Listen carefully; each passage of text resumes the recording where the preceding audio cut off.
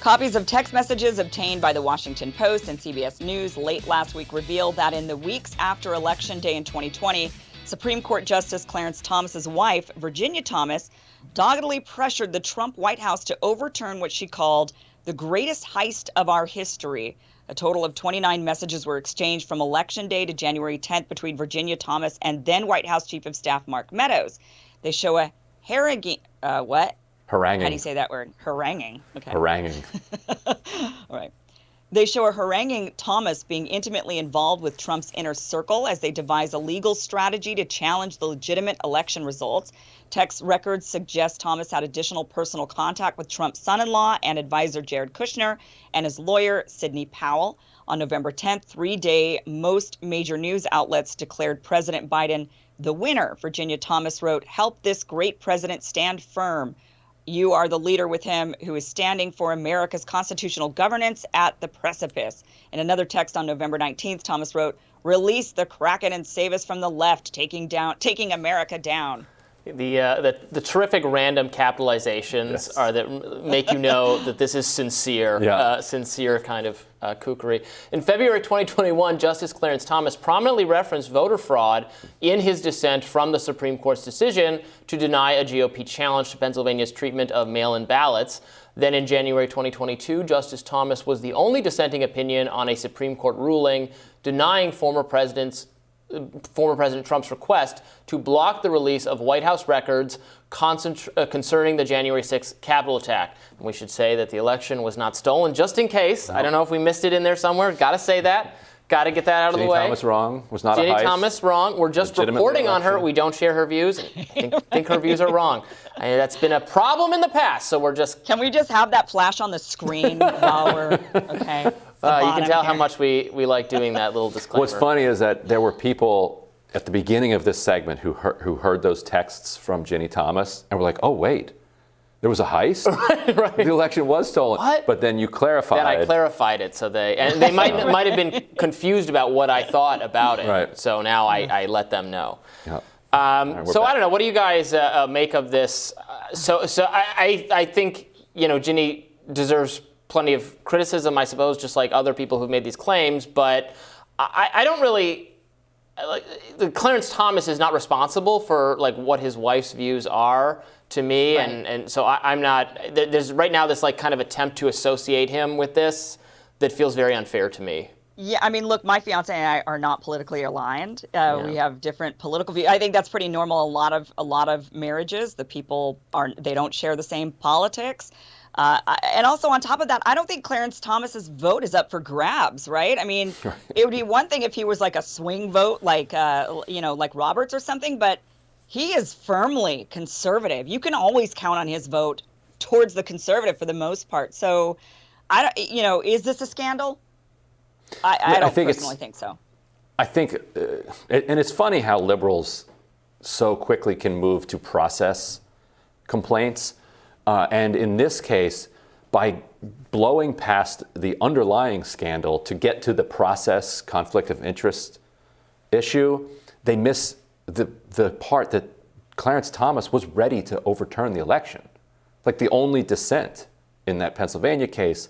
And you have practically an insurrectionist on the Supreme Court. Who cares what his wife thinks? Look at what he thinks. And what he thinks was written down in the dissent. Well, and to that point, Ryan, if he tried to say that stuff on YouTube, he'd be banned. Right, and to that point, as I mentioned, that doesn't make it wrong. Okay, well, maybe that's not the best. Actually, never mind. I take that back. But also, people can have. I think Clarence Thomas is probably a pretty bright guy, and as I mentioned, couples often are not politically aligned, but oftentimes couples are very politically aligned. So maybe he married her because he agrees with her on most things politically, and this is actually his genuine viewpoint. I don't think the guy's an idiot. Right. So if he thinks that's his own thinking, not his wife influenced him. Do we think he's that kind of a mind? He's that weak that his wife and that's the problem, that it is his thinking. This is that would be more of the story. To your point, Ryan. Yeah, absolutely. Yeah. That's more of the story than his wife.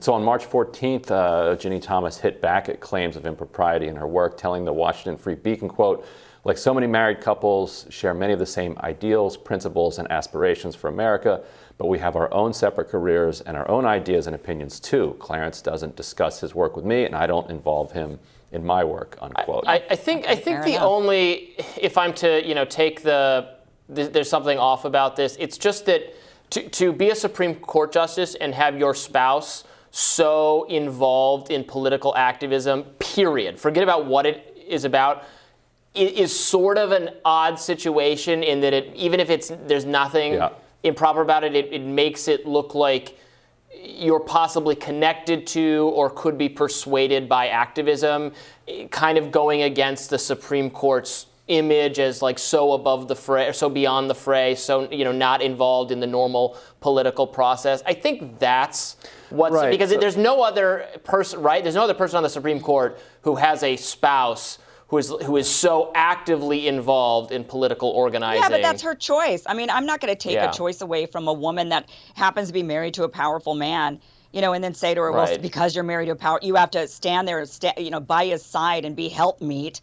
Like what in the world? Well, no, I agree. But like, for instance, I think we all thought that Chris Cuomo shouldn't be a CNN anchor because his brother is governor of New York, well, right? No, he shouldn't have had his brother on the show. That's different. Right? I don't think he should have been an anchor at all. I don't know how you can fairly cover the news when your brother's the governor of the state. I think these conflicts of interest come about when you have political figures and then people very close to them in the media or other political roles. It creates those headaches. But right, the legitimacy of the court is basically entirely manufactured by our culture. Like there's no, as was it Jackson who said, maybe apocryphally, they've made their ruling, now let them enforce it. Yeah. Like they don't have an army. They have according to that nutcase during Russiagate, they have a marshal who's going to go arrest everybody. But other than that, their rulings rely on public trust in their rulings, which is why, particularly in the judicial arena, it's not just a conflict of interest, but it's the appearance of a conflict of interest that causes Wasn't it Andrew Jackson who said the Supreme Court has made their ruling, now let them enforce it? Right. He was just not going to enforce their ruling on, I think it was a Native American issue. Yep, exactly. Ginni Thomas has no power. She's just an activist. It's not like she's sitting in a position where she can actually make a decision. She can't. Her husband can. But she's just out there being loud and proud about her viewpoints. Yeah. But texting high-ranking Trump officials about them, I don't know. I'm not saying, I don't think she's actually having an influence on her husband beyond what he already thinks. It just kind of looks weird, that's all. Yeah, and that's all the court has is looks. Yeah. Anyway, but good. It exposes the rot and the corruption at the heart of the Supreme Court. Delegitimizing it is a good thing. I don't agree with that at all. We're all on different sides of this one. I don't agree with that. Okay, tomorrow on Rising, we'll have another great show for you. Rachel Bovard and Jennifer Holdsworth-Karp will be here for our Rising panel. And as some of you may know, it's Kim's birthday today. Here's a little video from the crew. Happy birthday, Kim. Hey, Steve, stand by to fade up. Hang on. Hey, Steve, you jumped your cue, damn it. Man, stand by. Steve, stand by on Kim's birthday greeting. In 3, 2, 1. Steve, hit the cue. Happy birthday, Kim. Happy birthday, Kim. Happy birthday, Kim. Hope you have a good one. Take it easy.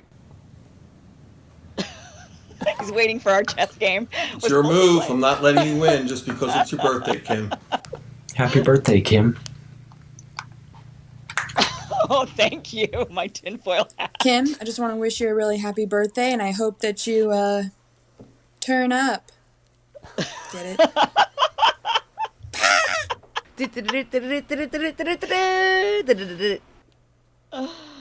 Oh my gosh. Wow, so these are getting intense. Really, turn up. I think I regret sharing when my birthday is. Don't need to do anything for me. August or something. August 8th. Right? August 8. That's getting his vacation now. Darn it.